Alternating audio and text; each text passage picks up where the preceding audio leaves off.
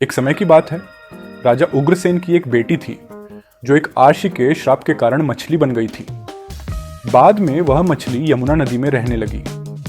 उसी नदी के तट पर राजा वसु राजा मछलियां पकड़ने के लिए आए। मछली पकड़ने के दौरान राजा वसु ने उस मछली को पकड़ा जिसमें एक रहस्यमय स्त्री का अस्तित्व था। जब राजा वसु ने मछली के पेट को काटा तो उन्हें उसमें एक बच्चा मिला। इस बच्ची का नाम मत्स्यगंधा रखा गया क्योंकि उसके शरीर से मछली की गंध आती थी।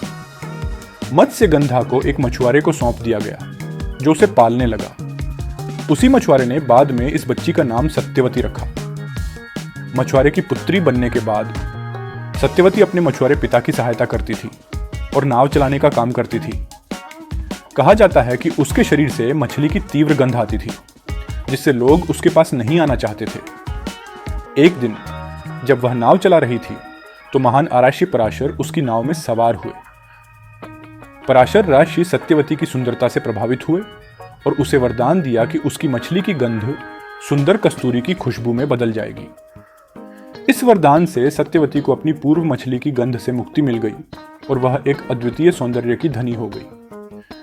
महाभारत के इतिहास में महत्वपूर्ण भूमिका सत्यवती और पराशर राशि के संबंध से वेदव्यास का जन्म हुआ, जिन्होंने महाभारत की रचना की।